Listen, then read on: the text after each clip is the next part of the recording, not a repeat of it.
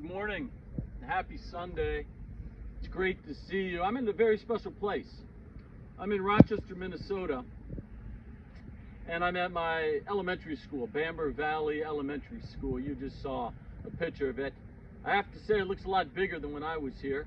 They've added on quite a bit, but I wanted to bring you to this place because, well, some of you are in elementary school and you have your own elementary school. And also wanted to tell you a story because this place reminded me a little bit of the gospel reading that we have today.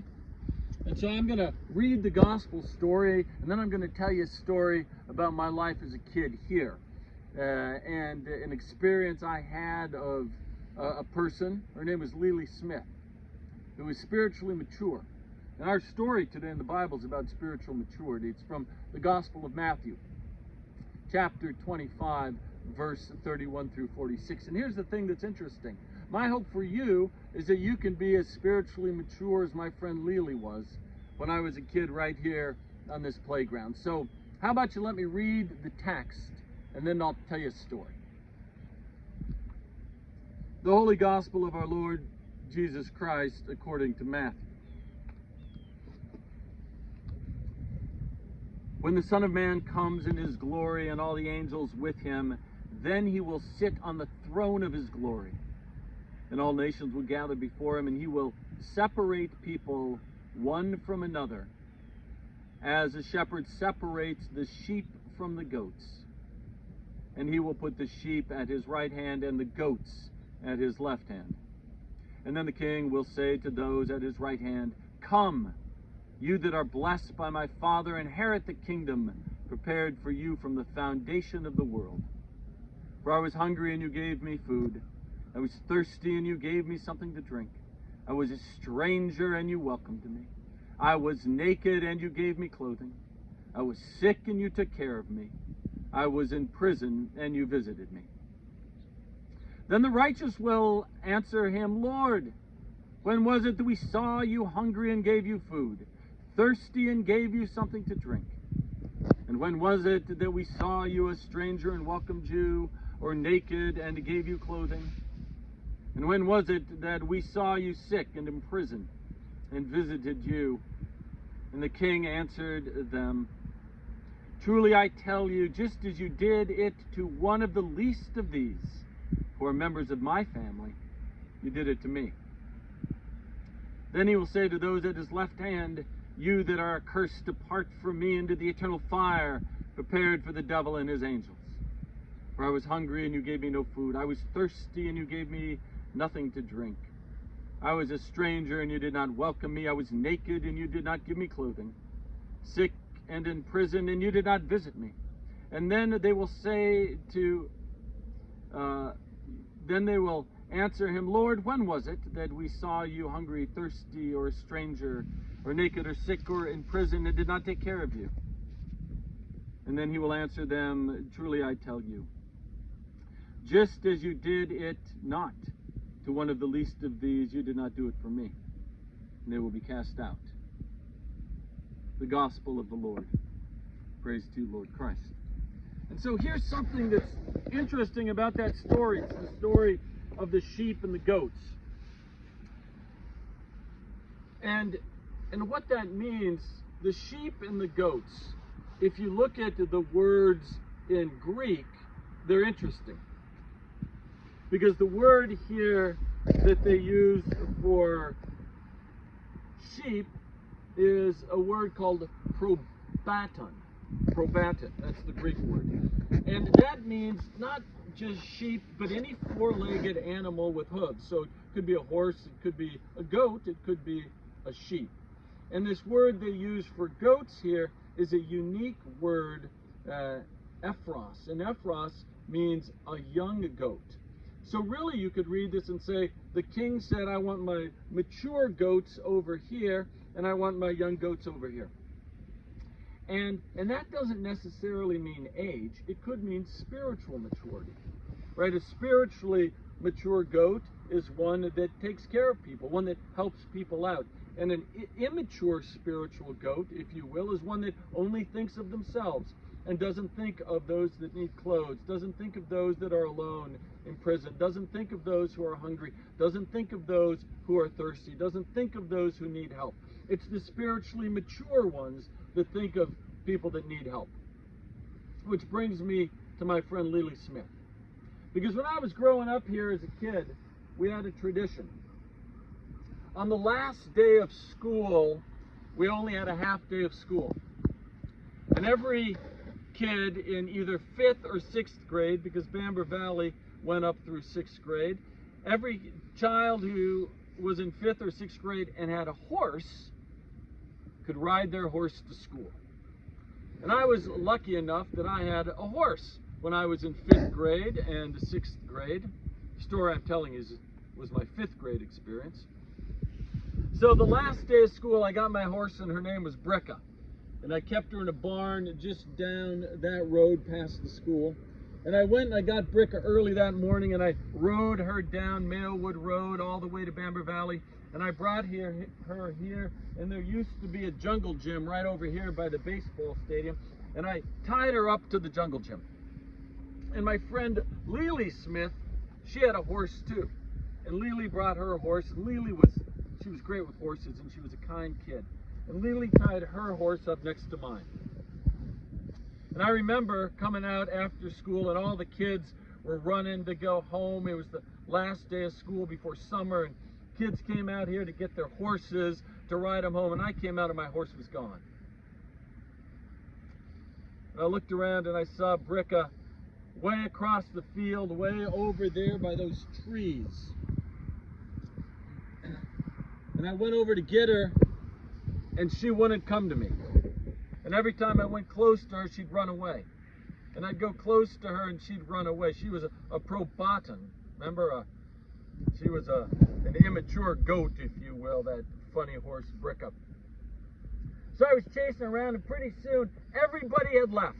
And all the kids with their horses had left, and all the teachers had driven away, and all the school buses had gone. But one kid stayed, Lily Smith. Lily Smith stayed with me, and she left her horse tied up, and she and I spent an hour and a half, 2 hours. Now, I couldn't call my mom because the school was locked and we didn't have cell phones, so Lily stayed with me. And she tried to help me catch that crazy horse Bricka.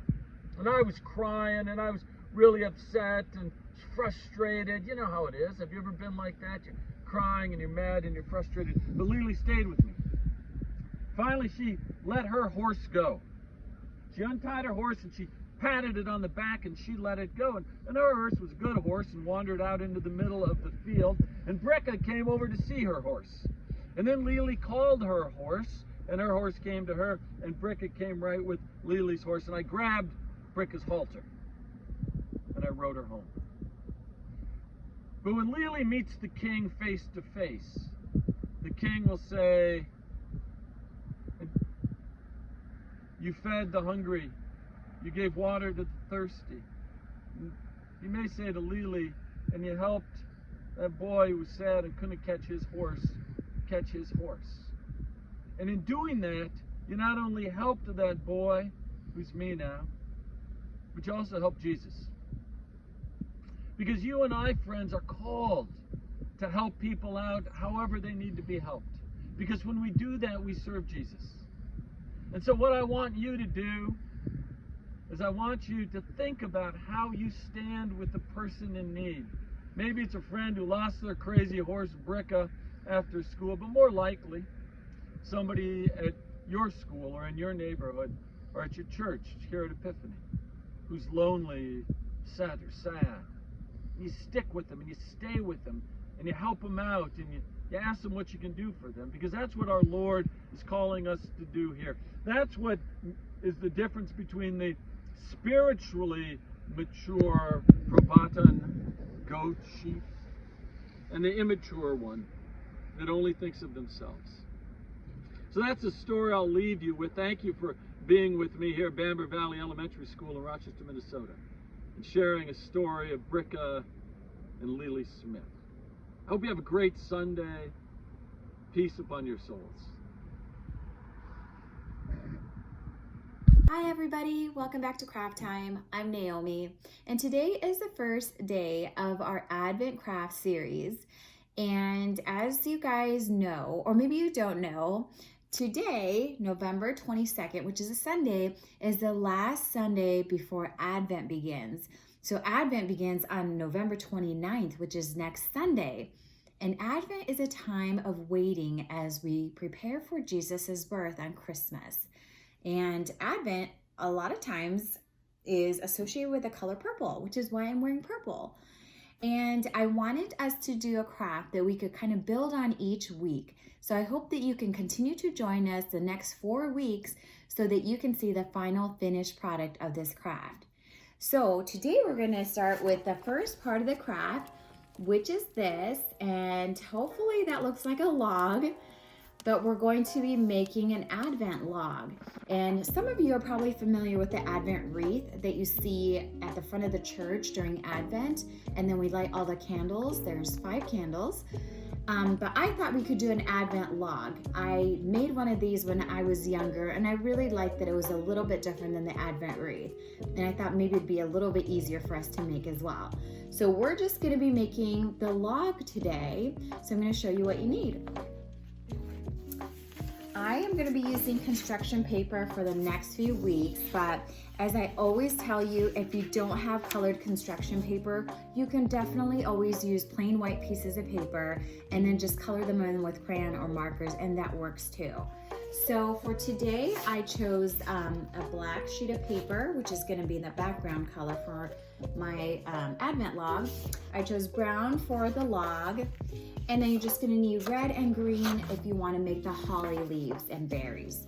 So we're gonna start with the brown piece of paper because we're gonna make our log. And I'll show you kind of the outline of what I did, and you guys can create that however you want. So I'm just gonna start with this kind of I guess it's kind of an oval shape. So that's gonna be the end of your log. So I just drew that. Not quite the size of half of this sheet here. You want it somewhat big, but not too big that it takes up the whole page, okay? So just draw kind of this super skinny oval-y shape. And then I just drew pretty much a straight line with a little bump. And again, because it's a log, it doesn't need to be perfectly straight, but I just kind of drew that little bump to show where maybe a branch was cut off.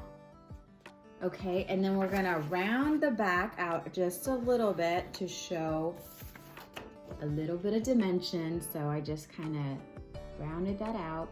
And then you can just go straight across at the bottom, or if you want to add another bump at the bottom too to show another branch, I might do one here. So I'll finish that up and show you what my log looks like. So there you have it. I just added another little branch cutoff area, okay? And then if you want to add some lines to make it a little bit more realistic, you can. You don't have to do that. I think I did it on the other one. But just little lines like that. But you don't have to do that. And then we're gonna cut that out. And I'm not going to do that now just to save us some time, but here it is cut out. And then once you have it cut out, go ahead and paste that onto whatever background color you want to use. I'm using black, but of course you can use any color that you want. You could do orange, you could do maybe not green, you could do yellow. And once you have the log glued onto your background piece, then if you want to add the little holly leaves, you can do that. These are a little bit trickier, so I'll show you the basic shape. And then the little holly berries are just, I just cut out little red circles there. So let me show you what shape I used for the holly leaves. I did fold it in half once so that when I cut it out, I got 2 at the same time. So let's do that. So I'm gonna fold it just once. And then the basic shape that I did, that might be a little tricky for some of you, so you can make whatever shape leaf you want to, honestly. So that's kind of what I did. And then I just cut those out, and I did 4 of them. So I did one that was a bigger size and then one that was a little bit smaller, just to change it up a little bit. But again, you can make your leaves look like whatever you want. They can be big or small. And then I would just cut these out. And then because I folded it, I would get 4 all together. And then you just wanna paste it onto your log with your little berries. And then you have the first part of our Advent craft, which is our Advent log. So I hope that you are able to do this first part, and then make sure to join us for the next few weeks as we keep adding to this really fun project. See you next week.